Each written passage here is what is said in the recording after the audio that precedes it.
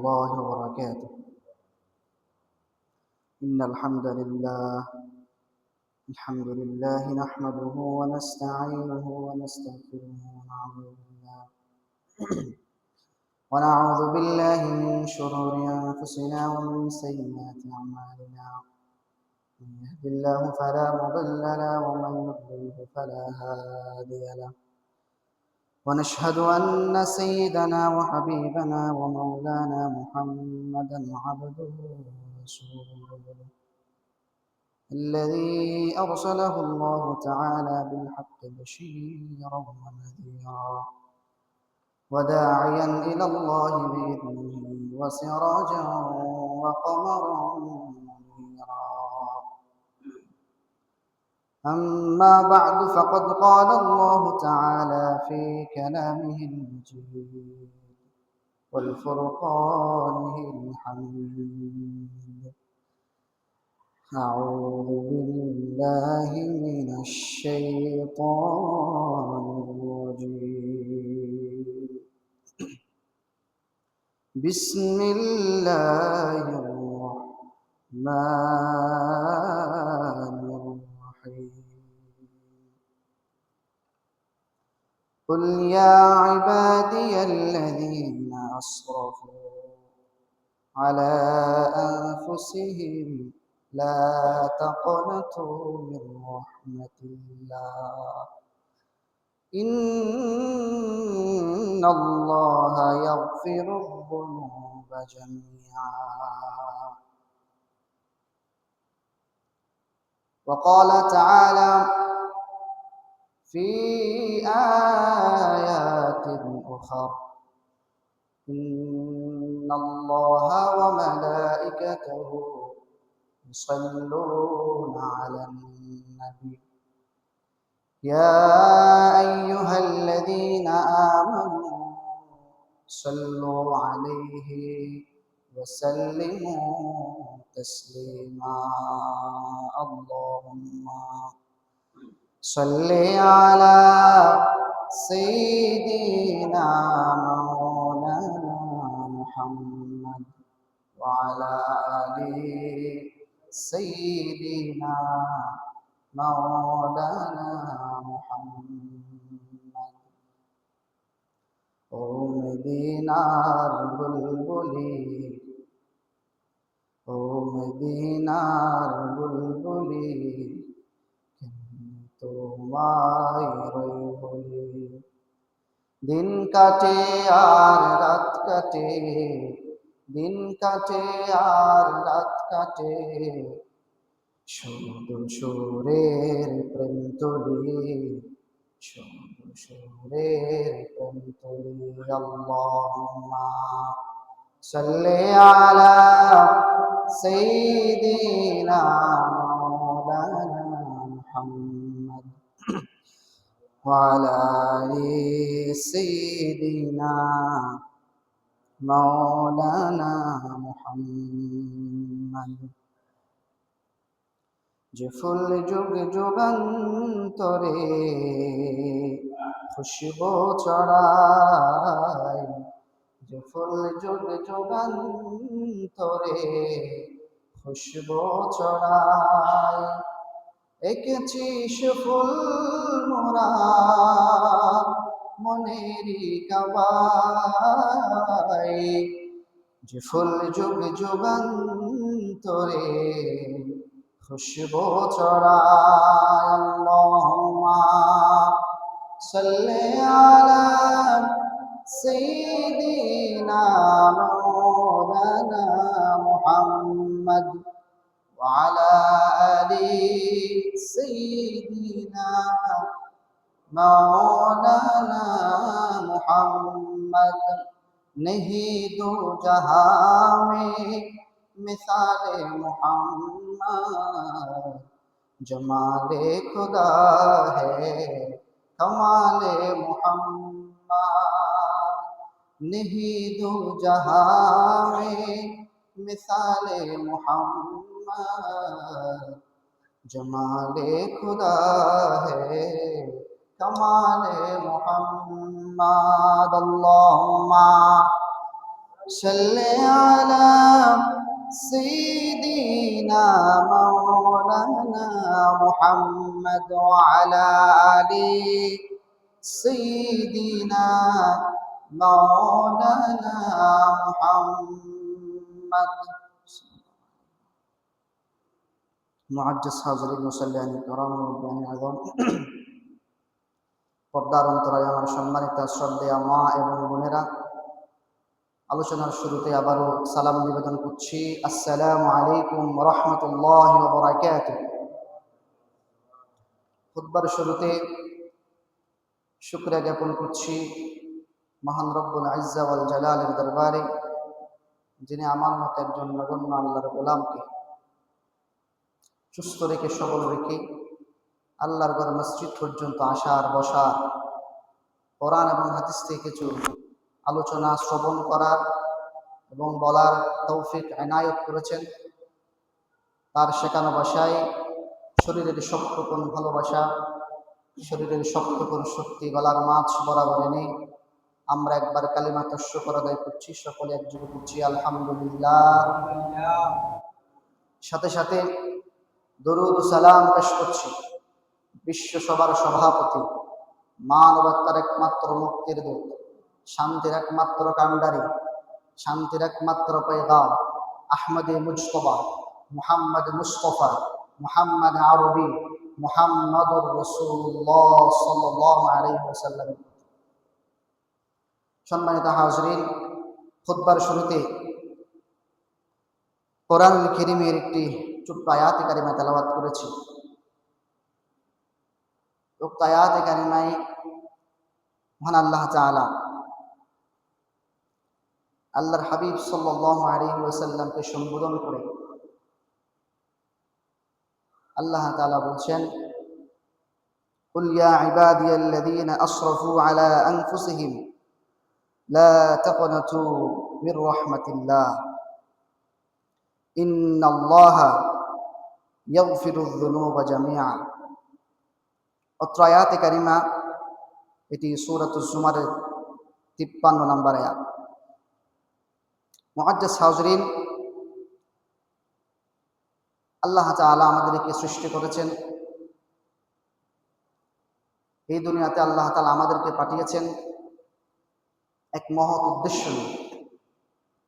আল্লাহ তাআলা আমাদেরকে একটি গুরুত্বপূর্ণ দায়িত্ব দিয়েছেন। আল্লাহ তাআলা আমাদেরকে এই ভূখণ্ডের মধ্যে এই পৃথিবীতে এমনি এমনি পাঠান নাই। আল্লাহ তাআলার কিছু উদ্দেশ্য আমাদের সৃষ্টির মধ্যে রয়েছে। আল্লাহ তাআলা আমাদেরকে সৃষ্টির সর্বশ্রেষ্ঠ হিসেবে তৈরি করেছেন। আশরাফুল মাখলুকাত 18,000 কিংবা তার চেয়ে বেশি সৃষ্টির সর্বশ্রেষ্ঠ সৃষ্টি হল মানব জাতি। আল্লাহ তাআলা আমাদেরকে ভূখণ্ডের মধ্যে প্রতিনিধি হিসেবে আল্লাহ তাআলা আমাদেরকে পাঠিয়েছেন। ইন্নী জাইলুন ফিল আরদি খলিফা। আল্লাহ বলেছেন, নিশ্চয় আমি পৃথিবীতে আমার প্রতিনিধি প্রেরণ করব, প্রতিনিধি আমি তৈরি করব। আল্লাহ তাআলা যেহেতু আমাদেরকে প্রতিনিধি করে পৃথিবীতে পাঠিয়েছেন এবং আমাদেরকে কিছু দায়িত্ব আল্লাহ তাআলা অর্পণ করেছেন। আমরা মানুষ, আমাদের সৃষ্টির আগে আল্লাহ তাআলা আরেকটি জাতি সৃষ্টি করেছেন। আল্লাহ তাআলা আমাদেরকে সৃষ্টি করার একমাত্র উদ্দেশ্য হলো আমরা আল্লাহর ইবাদত করব, বান্দেগি করব, শুকর আদায় করব, সুজুদ আদায় করব, আল্লাহর আদেশ পালনে আমরা বাধ্য হব এবং আমাদের কিছু মানবীয় দুর্বলতা, কিছু ত্রুটি আমাদের থাকে। আমরা অন্যায় কাজ করব, পাপ কাজ করব। আল্লাহ তাআলা বলছেন, বান্দা হে, তোমাদের পাপ, তোমাদের গুনাহ যত বড়ই হোক, তোমরা আমি আল্লাহর রহমত, আমি আল্লাহর দয়া থেকে তোমরা নিরাশ হবে। যেহেতু আমরা মানুষ, আমাদের ভুল হবে, আমরা হুচট খাবো, পদচ্যুতি হবে আমাদের, কাজ করতে গিয়ে আমরা খেই হারিয়ে ফেলবো, দিক হারিয়ে ফেলবো। এরপর আল্লাহ তাআলা আমাদেরকে বলছেন, ওহে বান্দারা, তোমরা আমার দিকে ফিরে এসো, আমার রহমতের দিকে ফিরে এসো, আমার দয়ার দিকে ফিরে এসো। যেহেতু আল্লাহ তাআলা নির্দিষ্ট উদ্দেশ্য নিয়ে আমাদেরকে পৃথিবীতে পাঠিয়েছেন, এই নির্দিষ্ট উদ্দেশ্যগুলো পালন করতে গিয়ে কেহ পালন করবে, আবার কেহ অবাধ্য হবে, কেহ আবার নাফরমানি করবে, কেউ আবার তাহার বিরোধিতাও করবে।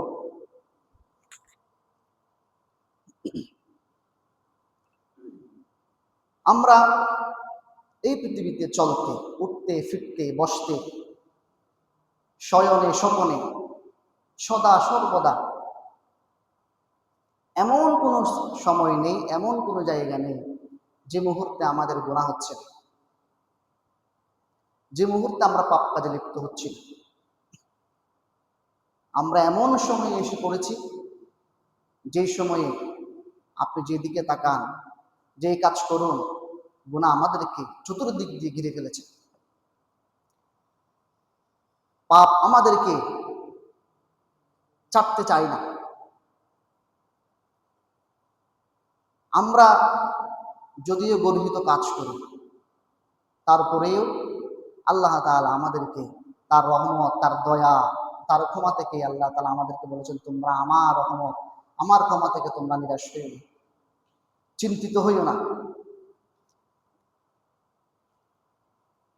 আল্লাহ তাআলা বান্দা যখন কোনো পাপ কাজ সংগঠিত করে, গুনাহের কাজ যখন সংগঠিত করে, আল্লাহ তাআলা চেয়ে থাকেন যে আমার বান্দাটা কখন আমার দিকে ফিরে আসবে, কখন আমার দরবারে চাইবে, কখন আমার কাছে ক্ষমা চাইবে। হাদিসের মধ্যে আছে, মরুভূমিতে একজন মানুষ, তিনি উট চড়াতে গিয়ে তার উট হারিয়ে ফেলে, ওই উট যদি সে আবার ফিরে পায় সন্ধ্যার পরে, সে যেমন খুশি হবে। রাসূল করিম সাল্লাল্লাহু আলাইহি ওয়াসাল্লাম বলছেন, বান্দা যখন গুনাহ করার পরে আল্লাহর দরবারে তওবা করে, ইস্তিগফার করে, আল্লাহ তাআলা যে বান্দার উট হারিয়ে যাওয়ার পরে ওই উট আবার ফেরত পেয়ে যেরকম খুশি হয়েছে, তার চেয়েতেও হাজার গুণ বেশি আল্লাহ তাআলা খুশি হন বান্দা যখন গুনাহ করার পরে আল্লাহর দরবারে তওবা করে। আমরা সকলে বলি সুবহানাল্লাহ। তওবা করলে মহান আল্লাহ তাআলা তার গুনাহগার বান্দাকে ক্ষমা করে দেন। এ সম্পর্কে আল্লাহ তাআলা কুরআনুল কারীমের মধ্যে কি বলছেন আমরা একটু দেখি। আল্লাহ তাআলা বলছেন, ওয়া হুয়াল্লাযী ইয়াকবালুত তাওবাতা আন ইবাদিহি ওয়া ইয়াফু আনিস সাইয়্যাতি ওয়া ইয়ালামু মা তাফআলুন।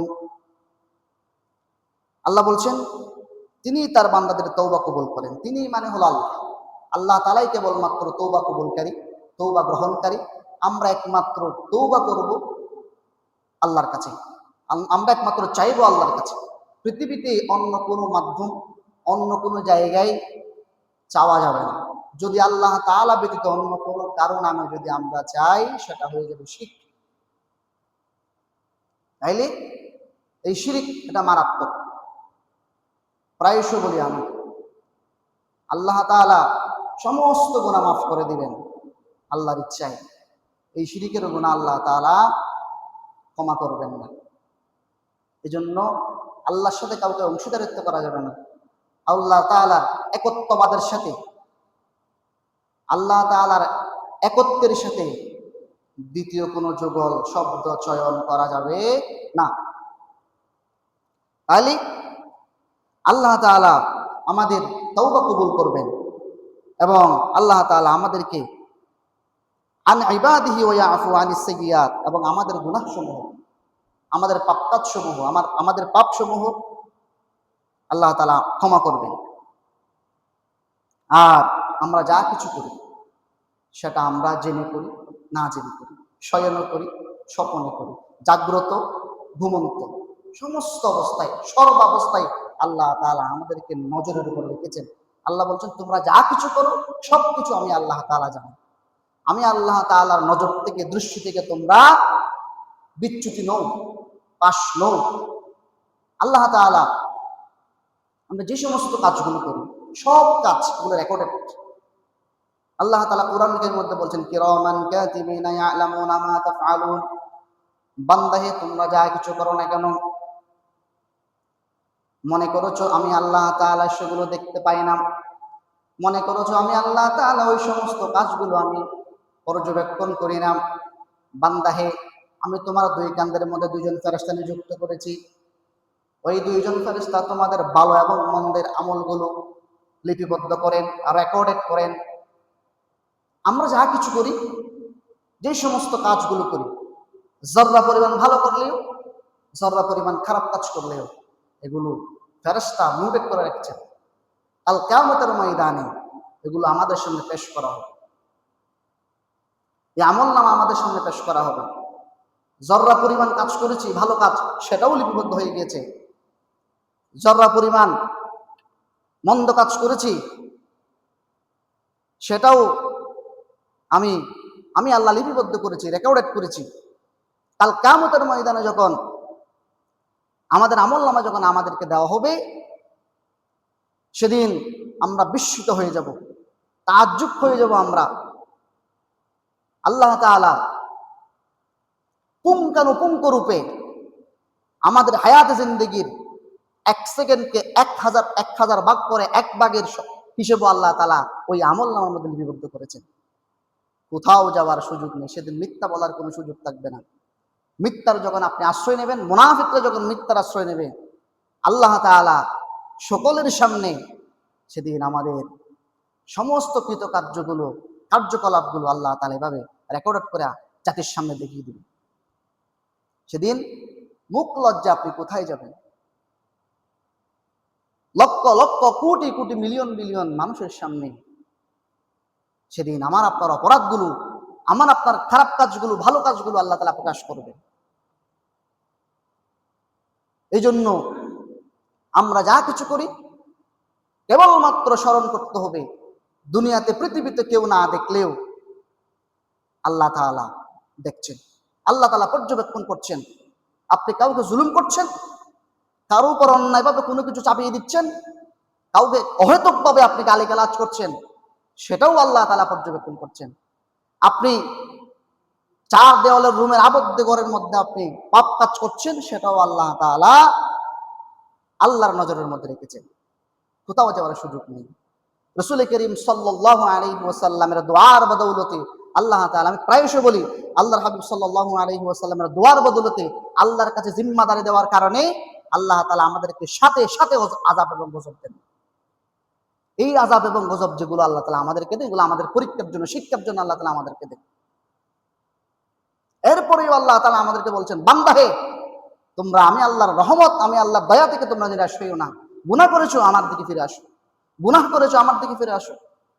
তোমার পাপ, তোমার শরীর সম হয়ে গেছে, তুমি আমার দিকে ফিরে আসো, আমার কাছে চাও, আমি আল্লাহ তাআলা তোমাকে ক্ষমা করে দেব। হাদিসের মধ্যে একজন ব্যভিচারিণীর ঘটনা রাসূল করিম সাল্লাল্লাহু আলাইহি ওয়াসাল্লাম উল্লেখ করেছেন। রাসূল করিম সাল্লাল্লাহু আলাইহি ওয়াসাল্লামের দরবারে একজন খারাপ মহিলা, তিনি রাসূল করিম সাল্লাল্লাহু আলাইহি ওয়াসাল্লাম দরবারে এসে বলেন, ইয়া রাসূলুল্লাহ সাল্লাল্লাহু আলাইহি ওয়াসাল্লাম, আমি ব্যভিচার করেছি, আমি জিনার কাজ করেছি, আপনি আমাকে শাস্তি দিন। আমি পাপ কাজ করেছি, আপনি আমাকে শাস্তি দিন। আমি পাপ কাজ করার কারণে আমার পেটের মধ্যে বাচ্চা হয়েছে, আপনি আমার উপর শরীয়তের শাস্তি আরোপ করুন। রাসূল করিম সাল্লাল্লাহু আলাইহি ওয়াসাল্লাম ওই মহিলার দিকে তাকান নাই, ওই মহিলার কথা শ্রবণ করেন নাই। সাহাবায়ে কেরামকে বললেন, ওনাকে চলে যেতে বলো। ওই মহিলা চলে গেল। আবার এরপরের দিন আবার আসলো। রাসূল করিম সাল্লাল্লাহু আলাইহি ওয়াসাল্লাম কে তিনি আবার বললেন, ইয়া রাসূলুল্লাহ, আপনি আমাকে এভাবে ফিরিয়ে দিচ্ছেন? ইয়া রাসূলুল্লাহ, আমি আপনার কাছে এসেছি, আমি মারাত্মক একটা ভুল কাজ করেছি, অপরাধের কাজ করেছি, গুনাহের কাজ করে ফেলেছি, যেটা ক্ষমাযোগ্য নয়। ইয়া রাসূলুল্লাহ সাল্লাল্লাহু আলাইহি ওয়াসাল্লাম, আপনি আমার উপর শাস্তি আরোপ করুন। রাসূল করিম সাল্লাল্লাহু আলাইহি ওয়াসাল্লাম তখন বলেছেন, তুমি বাচ্চা প্রসব হওয়া পর্যন্ত অপেক্ষা করো। এবং একজন সাহাবায়ে কেরামকে ওই মহিলার দায়িত্ব দেওয়া হলো। এরপরে ওই মহিলা বাচ্চা প্রসব করার পরে এক টুকরো কাপড় জড়িয়ে আবার রাসূল করিম সাল্লাল্লাহু আলাইহি ওয়াসাল্লামের দরবারে আসলো। রাসূল করিম সাল্লাল্লাহু আলাইহি ওয়াসাল্লামের দরবারে আসার পরে রাসূল সাল্লাল্লাহু আলাইহি ওয়াসাল্লাম বললেন, ইয়া রাসূলুল্লাহ, আমি বাচ্চা প্রসব করেছি, আপনি আমার উপর রজম করুন, আপনি আমার উপর শরীয়তের শাস্তি আরোপ করুন। রাসূল করিম সাল্লাল্লাহু আলাইহি ওয়াসাল্লাম বলেছেন, বাচ্চা যেহেতু প্রসব করেছো, তুমি বাচ্চাকে দুধ পান করাও। এরপরে ওই মহিলাকে বলেন, তুমি চলে যাও, বাচ্চা দুধ পান করানোর পরে আবার আসবে। 2 বছর পর্যন্ত ওই বাচ্চাকে ওই মহিলা দুধ পান করালো। এরপরে যখন বাচ্চা একটু শক্ত খাওয়ার উপযোগী হলো, এরপর রাসূল করিম সাল্লাল্লাহু আলাইহি ওয়াসাল্লাম ওই মহিলা আবার আসলো। আসার পরে রাসূল করিম সাল্লাল্লাহু আলাইহি ওয়াসাল্লাম বললেন, ইয়া রাসূলুল্লাহ সাল্লাল্লাহু আলাইহি ওয়াসাল্লাম, আমার বাচ্চা এখন শক্ত খাবার খেতে পারে। রাসূল করিম সাল্লাল্লাহু আলাইহি ওয়াসাল্লাম ওই বাচ্চাকে একজন মুসলমান অথবা একজন সাহাবায়ে কেরামকে, একজন সাহাবীকে তার দায়িত্ব এবং তাকে অর্পণ করলেন, তার হাতে বুঝিয়ে দিলেন। এরপরে সাহাবায়ে কেরামকে বললেন, তোমরা এই মহিলার জন্য, এই ব্যভিচারিণী মহিলার জন্য তোমরা শাস্তির ব্যবস্থা করো। ওই মহিলাকে সিনা পর্যন্ত গর্ত করে, সিনা পর্যন্ত মাটি দিয়ে ফুতে ফেলা হলো। এরপরে ওই মহিলার শরীরের মধ্যে পাথর নিক্ষেপ করা হচ্ছে, রজম করা হচ্ছে। এরপরে খালিদ বিন ওয়ালিদ রাদিয়াল্লাহু তাআলা আনহু, তিনি একটা পাথর নিক্ষেপ করার সময় তার চেহারা মুবারকে ওই মহিলার রক্ত তার চেহারায় এসে পড়ল। তখন খালিদ বিন ওয়ালিদ রাদিয়াল্লাহু তাআলা একটু রাগ করে ফেলল, গালি টাইপের কিছু বলল, খারাপ একটা শব্দ চয়ন করলো। রাসূল করিম সাল্লাল্লাহু আলাইহি ওয়াসাল্লাম ওই শব্দটা শুনলেন। শোনার পর বললেন, হে খালিদ বিন ওয়ালিদ, তুমি ওই মহিলাকে এরকম কুৎসারণা করতে পারো না, এরকম খারাপ কথা বলতে পারো না। তখন রাসূল করিম সাল্লাল্লাহু আলাইহি ওয়াসাল্লাম বলেছেন, তুমি কি জানো এই মহিলা আল্লাহ তাআলার দরবারে এমন ভাবে তওবা করেছেন, তিনি এমন ভাবে এখানে এসেছেন, আল্লাহ তাআলা তার প্রতি সন্তুষ্ট হয়েছেন এবং তার জিন্দেগীর সমস্ত গুনাহগুলো মাফ করে দিয়েছেন। সুবহানাল্লাহ। তাহলে একজন ব্যভিচার করা মহিলা, তিনি ব্যভিচার করেছেন, সন্তান দান করেছেন, নিয়েছেন, সেটাও অবৈধ সন্তান, জারজ সন্তান, কিন্তু এরপরেও আল্লাহ তাআলা কি করেছেন? মাফ করে দিয়েছেন ওই মহিলাকে। তাইলে চিন্তা করে দেখুন, সে মহিলা তার জীবদ্দশায় পতিতার কাজ করেছেন, ব্যভিচারের কাজ করেছেন, কিন্তু শেষ সময়ে এসে আল্লাহ তাআলা তার অনুতপ্তের কারণে তিনি আল্লাহর দরবারে এমন করে তওবা করেছেন, এমনভাবে তিনি আশান্বিত হয়েছেন, আল্লাহ তাআলা তাকে মাফ করে দিয়েছেন। এবং হাদিসের মধ্যে আরেকটি ঘটনা, ওইরকম একটা ঘটনা আছে। রাসূল করিম সাল্লাল্লাহু আলাইহি ওয়াসাল্লামের দরবার ঠিক একই রকম একজন মহিলা ব্যভিচার করার পরে রাসূল করিম সাল্লাল্লাহু আলাইহি ওয়াসাল্লাম দরবারে এসে বললেন, ইয়া রাসূলুল্লাহ সাল্লাল্লাহু আলাইহি ওয়াসাল্লাম, আপনি আমাকে শরীয়তের শাস্তি আমার উপর আরোপ করুন। দুটাই একরকম, সেম ঘটনা, কিন্তু পার্থক্য আছে। ওই ব্যভিচারকারিণী মহিলা রাসূল করিম সাল্লাল্লাহু আলাইহি ওয়াসাল্লামের দরবারে এসে বললেন, ইয়া রাসূলুল্লাহ, আমি বেজানা করেছি, ব্যভিচার করেছি, আপনি আমাকে শাস্তি দিন। তখন রাসূল করিম সাল্লাল্লাহু আলাইহি ওয়াসাল্লাম ওই মহিলাকে শাস্তি দিন। প্রথমে কিন্তু ওই মহিলার দিকে তাকান নাই, পরে দ্বিতীয়বার যখন আবার আসলেন, রাসূল করিম সাল্লাল্লাহু আলাইহি ওয়াসাল্লাম আল্লাহর নির্দেশে ওই মহিলাকে শরীয়তের শাস্তি যেভাবে দেওয়া দরকার সেভাবে শাস্তি দিল। এরপরে ওই মহিলার জানাজা পড়ার জন্য রাসূল করিম সাল্লাল্লাহু আলাইহি ওয়াসাল্লাম বলেন, জানাজার ইমামতি করলেন। হযরত ওমর রাদিয়াল্লাহু তাআলা আনহু বললেন, ইয়া রাসূলুল্লাহ, আপনি একজন ব্যভিচারিণী মহিলার জানাজা পড়াচ্ছেন, আপনি একজন খারাপ অভদ্র মহিলার জানাজা পড়াচ্ছেন আপনি। তখন রাসূল করিম সাল্লাল্লাহু আলাইহি ওয়াসাল্লাম বলেছেন, ইয়া ওমর, থামো থামো, আমি যেই মহিলার জানাজা পড়াচ্ছি সেই মহিলা আল্লাহর দরবারে এমন ভাবে তওবা করেছে, আল্লাহ তাআলার দরবারে এমন ভাবে অনুতপ্ত হয়েছে, আল্লাহর কাছে এমন ভাবে লজ্জিত হয়েছে, ক্ষমা চেয়েছে, সে তার ওই তওবার অনুতপ্তের বদলাগুলো যদি 70 জন মানুষকে, মদিনার 70 জন মানুষকে যদি বিলিয়ে দেওয়া হয়, ওই 70 জন মানুষকে আল্লাহ তাআলা সেদিন ক্ষমা, তার চেয়ে বেশি বলেছেন, ক্ষমা করে দিবেন। সুবহানাল্লাহ। তাইলে আল্লাহ তাআলা তাকে এমন প্রতিদান দিয়েছেন। তাহলে আমরা যারা গুনাহ করছি, পাপ কাজ করছি, আমরা কি তাদের চাইতে বেশি করে ফেলছি? রাসূল করিম সাল্লাল্লাহু আলাইহি ওয়াসাল্লাম হাদিস থেকে আমরা শিক্ষা পাই যে আমাদের গুনাহ যদি হয় আমাদের পুকুরের পানির সমান, রাসূল করিম সাল্লাল্লাহু আলাইহি ওয়াসাল্লাম বলছেন, হাদিসের শিক্ষা অনুযায়ী আল্লাহ তাআলার ক্ষমা হবে তার দুনিয়ার সমুদ্র সমান। আমাদের গুনাহ যদি হয় সমুদ্র সমান, আল্লাহ তাআলার দয়া, আল্লাহ তাআলার ক্ষমা, আল্লাহ তাআলার রহমত হবে মহাসমুদ্র সমান। আমাদের গুনাহ যদি হয় মহাসমুদ্র সমান, আল্লাহ তাআলার ক্ষমা হবে, রহমত হবে, দয়া হবে তার পুরো ভূখণ্ড সমান। তাইলে আমরা গুনাহ করলেও এরপরেও ওই মহিলার দিকে তাকান, ওই মহিলা দুজনের দিকে তাকান, তারা বিচার করেছেন, জেনাহের কাজ সংগঠিত করেছেন, এরপর অনুতপ্ত হয়ে আল্লাহ রাসূলের দরবারে এসেছেন। প্রথম মহিলার সংবাদ রাসূল করিম সাল্লাল্লাহু আলাইহি তার দিকে তাকান নাই। দ্বিতীয়বার রাসূল করিম সাল্লাল্লাহু আলাইহি ওয়াসাল্লাম ওই মহিলার কথা অনুযায়ী বিভিন্ন কাজ যেগুলো সংগঠিত যেগুলো করেছেন, এরপরে রাসূল করিম সাল্লাল্লাহু আলাইহি ওয়াসাল্লাম শেষে বলেছেন আল্লাহ তাআলার কাছে তার তওবা কবুল হয়ে গিয়েছে, তোমরা তার সম্পর্কে কুচ্ছা রটনা করিও না, তাকে তোমরা খারাপ বলিও না, আল্লাহ তাআলা তাকে মাফ করে দিয়েছেন। তাইলে চিন্তা করে দেখুন, আল্লাহ তাআলা যদি এদেরকে মাফ করতে পারেন, আমরা এরকম তিনজন সাহাবীর ঘটনা হাদিসের মধ্যে পাওয়া যায়, যারা যুদ্ধের ময়দান থেকে, তাবুক যুদ্ধের ময়দান থেকে পেছনে ফিরে এসেছেন। যুদ্ধের ময়দান থেকে, জিহাদের ময়দান থেকে ফিরে আসা কবিরা গুনাহ, সম্পূর্ণ হারাম। কোন মুজাহিদ যদি যুদ্ধ গমনের সময় যদি পেছনে ফিরে আসে, তার জন্য সেটা কবিরা গুনাহ হয়ে যাবে। তাহলে কবিরা গুনাহ মাফ হওয়ার পূর্ব শর্ত হলো তওবা করতে হবে।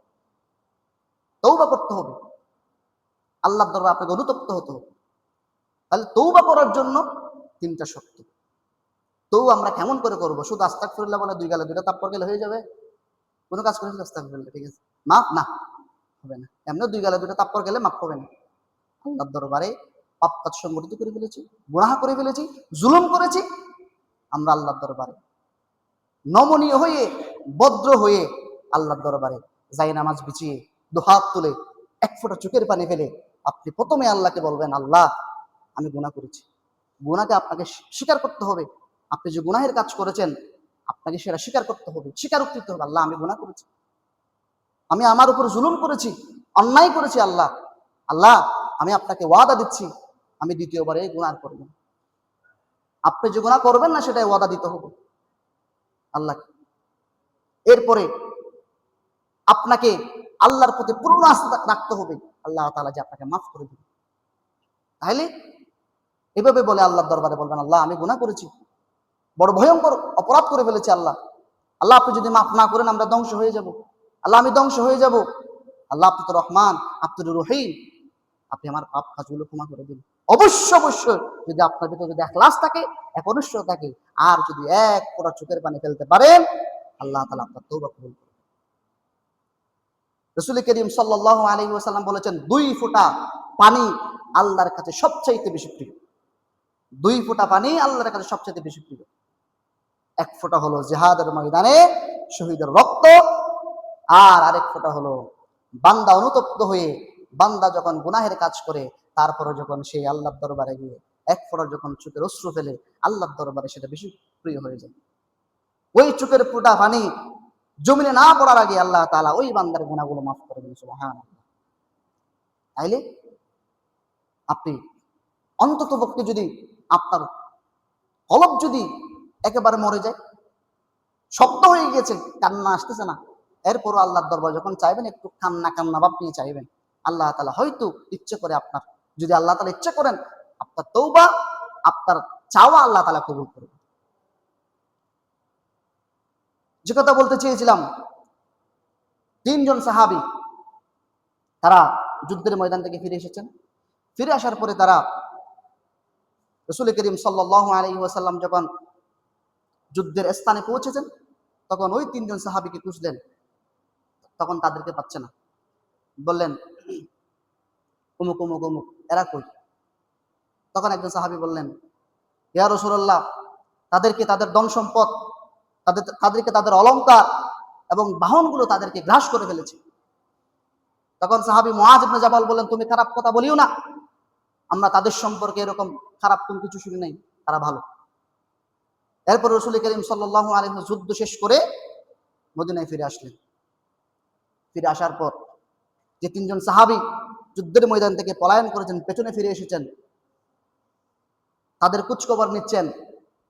খোঁজখবর নেওয়ার পরে এরা যখন মদিনে আসলো, তখন রাসূল করিম সাল্লাল্লাহু আলাইহি ওয়াসাল্লাম একটা নিয়ম ছিল যে কোনো সফর থেকে যখন ফিরে আসতেন তখন তিনি ওযু করে নামাজ পড়তেন।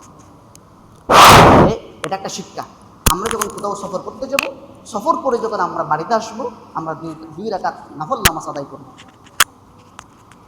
ফিরে আসার পরে সফরের যে সমস্ত ঘটনাগুলো ঘটেছে এগুলো সাহাবায়ে কেরামদের মাঝে বর্ণনা করছেন রাসূল করিম সাল্লাল্লাহু আলাইহি ওয়াসাল্লাম।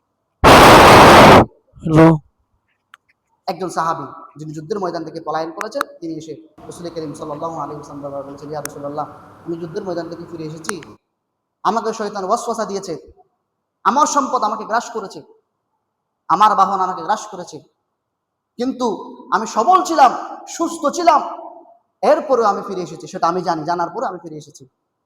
রাসূল করিম সাল্লাল্লাহু আলাইহি ওয়াসাল্লাম সমস্ত মদিনাবাসীকে বলেছেন, তিনজন ব্যক্তি ছিল তোমরা তাদের সাথে কোনো সম্পর্ক রাখবা না। এমনকি রাসূল করিম সাল্লাল্লাহু আলাইহি ওয়াসাল্লাম তার দূতের মাধ্যমে তাদের স্ত্রীদের কাছ থেকেও আলাদা করার জন্য রাসূল করিম সাল্লাল্লাহু আলাইহি ওয়াসাল্লাম নির্দেশ পাঠিয়েছেন। তখন দ্বিতীয় জন সাহাবীর একজন স্ত্রী এসে বললেন, ইয়া রাসূলুল্লাহ, সেখানে তিনজনের দুইজন ছিল বৃদ্ধ সাহাবী ছিল। তখন বললেন, ইয়া রাসূলুল্লাহ, ওই বৃদ্ধ একজন সাহাবীর স্ত্রী এসে বললেন, ইয়া রাসূলুল্লাহ, আমার স্বামী তো খুব বয়স্ক, তিনি চলাফেরা করতে পারেন না, কষ্ট হয়ে যায়, আমার তার খেদমত করতে হবে, আপনি আমাকে অনুমতি দিন। রাসূল করিম সাল্লাল্লাহু আলাইহি ওয়াসাল্লাম তাকে অনুমতি দিলেন, তার খেদমত করার অনুমতি দিলেন, খেদমত করতে হবে। কিন্তু তার সাথে ওই সাহাবীদের সাথে মদিনার কোনো মানুষ কথা বলেন না। প্রথম সাহাবী একদিন বাজারে গমন করলেন, বাজারে গেলেন, বাজারে গিয়ে তিনি সেখানে একজন সাহাবীকে সালাম করছেন, কিন্তু সে সালামের উত্তর নিল মুখ ফিরিয়ে, তার দিকে তাকান নাই, তার সাথে কথা বলেন নাই। রাসূল করিম সাল্লাল্লাহু আলাইহি ওয়াসাল্লামের নির্দেশ, তোমরা তাদের সাথে কথা বলবে না, কারণ তারা মারাত্মক গুনাহের কাজ করেছে, কবিরা গুনাহ করেছে, যুদ্ধের ময়দান থেকে পেছনে ফিরে চলে এসেছে। এরপরে 40 থেকে 50 দিন পর্যন্ত তাদের সাথে কোনো মানুষের সাথে কথা বলা হয় নাই। প্রথম সাহাবী তিনি আল্লাহর দরবারে কান্না করতে করতে, ওই সমস্ত সাহাবীরা, তিনজন সাহাবী নামাজ পড়ছেন, ইবাদত করছেন, আল্লাহর কাছে ক্ষমা চাচ্ছেন, কান্না করছেন। ওই মহিলা যিনি রাসূল করিম সাল্লাল্লাহু আলাইহি ওয়াসাল্লামের দরবারে যিনি অনুমতি চাওয়ার জন্য এসেছেন, তিনি বললেন, কি হয়েছে জানি না আমার স্বামীর, আমার স্বামী যুদ্ধের ময়দান থেকে ফিরে আসার পর থেকে সে এখনো পর্যন্ত কান্নারত অবস্থায়, এখনো পর্যন্ত কান্না করছেন। তাহলে তারা এখনো পর্যন্ত অনুশোচনায় অনুতপ্ত হচ্ছেন। এরপরে 40 কিংবা 50 দিন পর তাদের সম্পর্কে আল্লাহ তাআলা কোরআনে আয়াত নাযিল করেছেন। এরপর আল্লাহ রাসূল সাল্লাল্লাহু আলাইহি ওয়াসাল্লাম তাদেরকে সংবাদ পাঠানোর জন্য তাদের কাছে পাঠালেন, বললেন, আল্লাহ তাআলা তোমাদেরকে মাফ করেছেন, আমাদের তওবা কবুল করেছেন, আল্লাহ তাআলা আমাদের প্রতি সন্তুষ্ট হয়েছেন। তখন ওই সাহাবী, প্রথম সাহাবী রাসূল করিম সাল্লাল্লাহু আলাইহি ওয়াসাল্লাম দরবারে এসে তিনি অনুতপ্ত হয়ে লজ্জায় রাসূল করিম সাল্লাল্লাহু আলাইহি ওয়াসাল্লাম বলেছেন, ইয়া রাসূলুল্লাহ সাল্লাল্লাহু আলাইহি ওয়াসাল্লাম, আমি জেনে শুনেই ওই ভুল কাজ করেছি, পাপ কাজ করেছি। আমি মনে করেছিলাম আল্লাহ তাআলা আমাকে ক্ষমা করবেন না, আল্লাহ তাআলা আমাকে মাফ করবেন না। রাসূল করিম সাল্লাল্লাহু আলাইহি ওয়াসাল্লাম বলেছেন, তোমার পাপ, তোমার গুনাহ আল্লাহ তাআলা মাফ করেছেন। তাইলে এরা 40 থেকে 50 দিন পর্যন্ত অনবরত কান্না করেছেন, আল্লাহর দরবারে ক্ষমা চেয়েছেন। এই গুনাহের জন্য, সামান্য একটা গুনাহ, কবিরা গুনাহ, যুদ্ধের ময়দান থেকে ফিরেছেন। আমরা কত হাজার গুনাহ করে ফেলছি, এরপর আমরা আল্লাহর দরবারে আসছি না।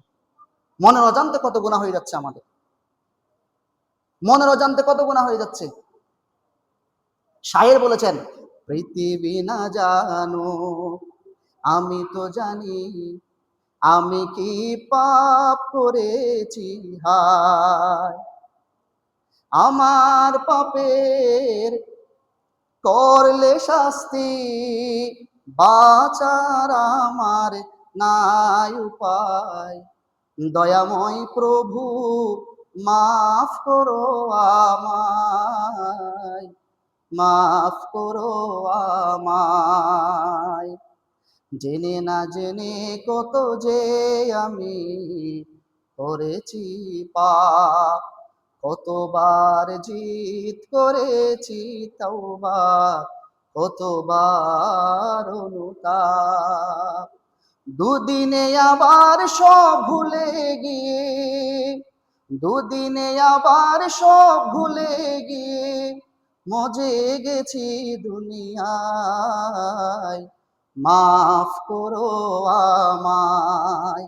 তাহলে চিন্তা করে দেখুন, আল্লাহ কিন্তু, আমরা মনে করছি আল্লাহ জানে, দুনিয়ার কেউ জানে না আমরা গুনাহ করছি, পাপ কাজ করছি, কিন্তু রব তো জানে, আল্লাহ তো জানে। কতবার তওবা করেছি, এরপর আবার গুনাহে গিয়েছি, লিপ্ত হয়েছি। কতবার পাপ সংগঠিত করেছি, কতবার তওবা করেছি, তওবা করার পরে আবার দুনিয়ার মজার মধ্যে, আবার দুনিয়ার মায়ার মধ্যে আমরা মুজে গিয়েছি। এজন্য আল্লাহর দরবারে ক্ষমা চাইতে হবে আমাদের।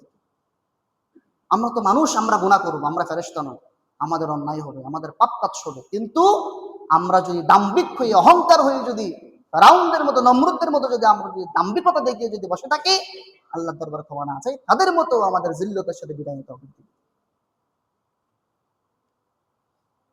গুনাহ হবে স্বাভাবিক, কিন্তু গুনাহ হওয়ার পরে আপনি বসে থাকবেন, আল্লাহর দরবারে এসে ক্ষমা চাইবেন না, আবার বললেন আমরা জান্নাত চাই, আমিও জান্নাত চাই, আমিও আল্লাহর দয়া চাই, আমাকেও আল্লাহ জান্নাত দান করবেন। দুনিয়াতে আপনি এমন কোন গর্হিত কাজ নাই আপনার দ্বারা সংগঠিত হচ্ছে না, আর আপনি শেষ বেশি বলেছেন না আল্লাহ আমাকে মাফ করুন। কিন্তু সেখানে আল্লাহ বলেছেন, তুমি গুনাহ করলেও লা তাকানাতু মির রাহমাতিল্লাহ, লা তাইআযু মির রূহিল্লাহ, আমি আল্লাহর রহমত থেকে, আমি আল্লাহর দয়া থেকে তোমরা নিরাশ হইও না। তাইলে হাদিসের মধ্যে আছে, আল্লাহর কাছে সবচাইতে প্রিয় কোন বান্দা যখন কোনো ভুল কাজ করে, সে ভুল কাজের উপর অটুট থাকে না, আল্লাহর কাছে তওবা করে, আল্লাহ তাআলা ওই ব্যক্তিকে বেশি পছন্দ করে। যে ব্যক্তি তওবা, গুনাহ করার পরে আল্লাহর দরবারে সাথে সাথে তওবা করে, আল্লাহ তাআলা কাছে ওই ব্যক্তি সবচেয়ে বেশি প্রিয়। তাইলে আমাদের যখন গুনাহ সংগঠিত হয়ে যাবে, আমাদের দ্বারা যেন কোনো পাপ কাজ সংগঠিত হয়ে যাবে, কোনো অন্যায় কাজ সংগঠিত হয়ে যাবে, আমরা সাথে সাথে আল্লাহর দরবারে এসে তওবা করব, ইস্তিগফার করব। ইমাম আহমদ ইবনে হাম্বল রাহমাতুল্লাহি আলাইহি, চারজন ইমামের একজন ইমাম, তিনি একদিন সফরে বের হয়েছেন। কত দূর যাওয়ার পরে তিনি আসরের নামাজ পড়েছেন একটা মসজিদে।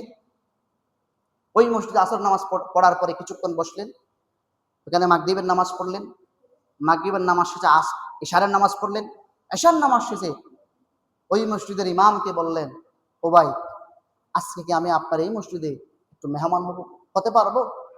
তখন বলেছেন, ওই ইমাম বলেছেন, এখানে কোনো বাহিরের লোক থাকা যাবে না। ওই মানুষ কিন্তু ছিলেন না, সে যে ইমাম আহমদ ইবনে হাম্বল। ইমাম আহমদ ইবনে হাম্বল তার সাথে যেগুলো আছেন সেগুলো নিয়ে তিনি আবার বের হয়ে গিয়েছেন। হাঁটতে হাঁটতে হাঁটতে হাঁটতে হাঁটতে কত দূর হেঁটেছেন, মধ্যরাতে একটা আলো জ্বলছে চেরাগের মতো, তিনি ওই আস্তে আস্তে আস্তে ওই পর্যন্ত গিয়েছেন। গিয়ে দেখেন সেখানে একটা দোকান, একজন যুবক সেখানে তিনি রুটি মারছেন।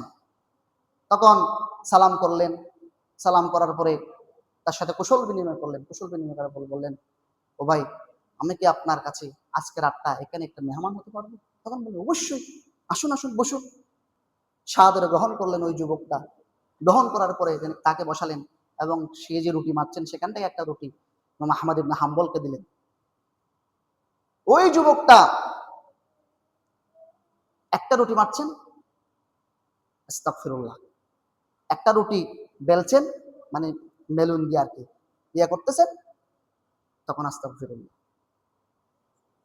আপনার ওই যে বাদিয়া থেকে বা আপনার একটা পাত্র থেকে একটা ময়দা রিয়া নিচ্ছেন, নেওয়ার পরে বলেন আস্তাগফিরুল্লাহ। তখন আহমদ ইবনে হাম্বল রহমতুল্লাহ তিনি কৌতূহল হয়ে গিয়েছে, কি রে, তার জুবান থেকে কি যেন একটা শব্দ উচ্চারণ হচ্ছে। ওই যুবকের কাছে এসে বললেন, ওহে ভাই, আপনি একবার রুটি দিচ্ছেন, ময়দা নিচ্ছেন, বেলছেন, গুল করছেন, বারবার আপনার মুখ দিয়ে একটা কি যেন শব্দ বের হচ্ছে, আপনি কি বলছেন? তখন বললেন, আমি প্রত্যেকবার আস্তাগফিরুল্লাহ বলি, প্রত্যেকবার আমি আস্তাগফিরুল্লাহ বলি। তখন বললেন, আস্তাগফিরুল্লাহ বলার, আপনি কেন আস্তাগফিরুল্লাহ বলছেন, কেন আপনি ইস্তেগফার করছেন? তখন ওই যুবক বললেন, শুনেছি এ যুগের শ্রেষ্ঠ মুজাদ্দিদ, আমি আল্লাহর দরবারে যে সকল দোয়া করেছি, যে সকল কিছু চেয়েছি, সবকিছু কবুল হয়েছে। আমি শুনেছিলাম যদি কোনো ব্যক্তি যদি উঠতে, বসতে, ফিরতে, চলতে, শয়নে স্বপনে তার জুবানও যদি ইস্তেগফার করে, আস্তাগফিরুল্লাহ বলে, আল্লাহর কাছে সবসময় ক্ষমা প্রার্থনা করে, আল্লাহ তাআলা তাকে মুস্তাজাবুদ দাওয়া বানিয়ে দেন। সুবহানাল্লাহ। মুস্তাজাবুদ দাওয়া কি? তিনি আল্লাহর কাছে কোনো কিছু চাইলে চাওয়া মাত্রই কবুল। হাত তুলেছেন কবুল, কোনো কিছু চেয়েছেন মুহূর্তেই কবুল। তার এবং আল্লাহর মাঝে কোনো ধরনের ফারাক থাকে না। যে সকল মানুষের, যে সকল মুমিন বান্দার অন্তরে, মুখে ইস্তেগফার থাকে, তারা মুস্তাজাবুদ দাওয়া হয়ে যায়। তাদের দোয়া আল্লাহ তাআলা ফিরিয়ে দেন না, লজ্জা পান। তখন বলেছেন, আমি ইস্তেগফার করি এই যুগের শ্রেষ্ঠ মুহাদ্দিস, মুজাদ্দিদ ইমাম আহমদ ইবনে হাম্বল রাহমাতুল্লাহি আলাইহি, আমি একটু তার সাক্ষাৎ নিই। এই জন্য আমি প্রত্যেক রাতে, প্রত্যেক শয়নে স্বপনে, প্রত্যেক দিন আমি ইস্তেগফার করতে থাকি, আল্লাহ তাআলা যেন আমার দোয়াটা কবুল করে। তখন ইমাম আহমদ ইবনে হাম্বল তিনি অজুরে কান্না করতে লাগলেন। কান্না করে যুবককে জড়িয়ে ধরলেন, বললেন, তোমার ইমাম আহমদ ইবনে হাম্বলের কাছে যেতে হবে না, তার সাক্ষাৎ তোমাকে নিতে হবে না। আল্লাহ তাআলা তোমার দোয়া কবুল করেছেন। আল্লাহ তাআলা ইমাম আহমদ ইবনে হাম্বলকে তোমার পর্যন্ত এনে দিয়েছেন। সুবহানাল্লাহ। তাইলে ইস্তেগফার করার কারণে যদি তার ভিতরে যে বাসনাটা ছিল, তিনি মসজিদে, একটা মসজিদ নামাজ পড়েছেন, সেখানে তিনি মেহমান হতে চেয়েছেন কিন্তু হতে পারেন নাই, মেহমান হতে পারেন নাই। আল্লাহ তাআলা ইস্তেগফারের কারণে একজন ব্যক্তি তিনি বাসনা করেছেন, আমাকে এই যুগের শ্রেষ্ঠ মুজাদ্দিদ, মুহাক্কিক ইমাম আহমদ ইবনে হাম্বল আসলে সাক্ষাৎ করতে হবে, তো তাকে দেখতে হবে তিনি কেমন মানুষ। আল্লাহ তাআলা তাকে তার পর্যন্ত যেতে হয় নাই, আল্লাহ তাআলা ইমাম আহমদ ইবনে হাম্বলকে তার পর্যন্ত নিয়ে এসেছেন। কেন নিয়ে এসেছেন? ইস্তেগফার করার কারণে, তওবা করার কারণে, আল্লাহর দরবারে বারবার চাওয়ার কারণে, ক্ষমা চাওয়ার কারণে আল্লাহ তাআলা তার পর্যন্ত নিয়ে এসেছেন। ইমাম আহমদ ইবনে হাম্বলের হৃদয় বিদারের একটি ঘটনা আছে, সময় সংক্ষিপ্ত, বলতে পারছি না। ইসলাম এই জমিনে এমনি এমনি আসে নাই।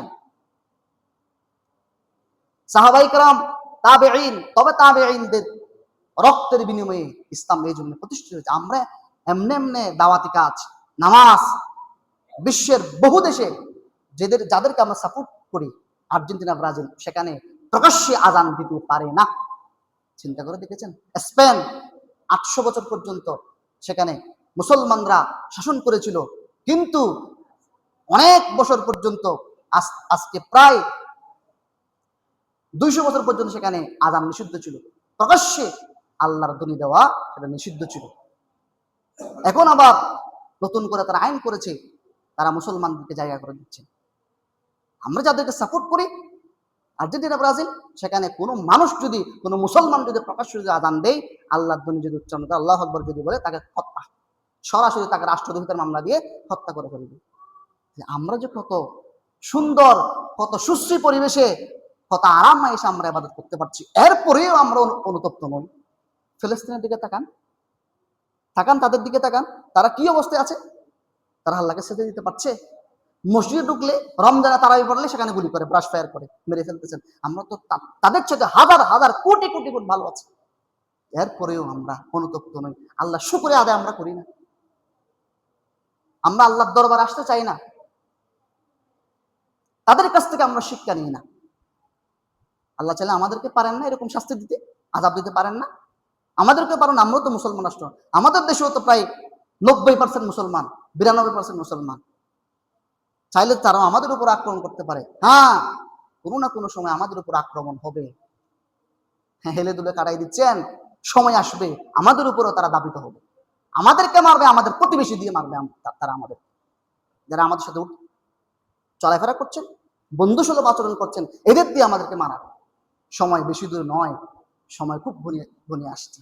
এজন্য আমাদের সজাগ হতে হবে, ঈমানকে মজবুত করতে হবে, রবের দিকে ফিরে যেতে হবে, শাহাদাতের তামান্না বুকে নিতে হবে, গুনাহের কাজ ছেড়ে দিতে হবে, আল্লাহর দরবারে ফিরে আসতে হবে। সম্মানিত হাজরিন, আসুন আমাদের গুনাহ আমরা পাপ করবো স্বাভাবিক, গুনাহ হবে আমাদের দ্বারা স্বাভাবিক, কিন্তু আমরা গুনাহ করে বসে থাকবো না। আমরা আল্লাহর দরবারে চলে আসবো, রবের দরবারে ফিরে আসবো। প্রত্যেক জুমায় বলি, সম্মানিত হাজরিন, 5 ওয়াক্ত নামাজ বা জামাত আদায় করার চেষ্টা করবে। 5 ওয়াক্ত নামাজটা ঠিক রাখবে। কাল কিয়ামতের ময়দানে আল্লাহর দরবার থেকে বাঁচবে। গুনাহ হয়ে গিয়েছে, আল্লাহর দরবারে ফিরে আসুন, আল্লাহর কাছে ক্ষমা চান। যতটুকুন কথা বলেছি, আল্লাহ তাআলা প্রথমে আমাকে আমল করার তৌফিক দান করুন এবং আপনাদের সকলকে আমল করার তৌফিক দান করুন। হাদা মা ইনদি ওয়াল ইলমু ইনদাল্লাহ, আলাইহি তাওয়াক্কালতু ওয়া ইলাইহি উনীব। 4 রাকাত ক্বাবলাল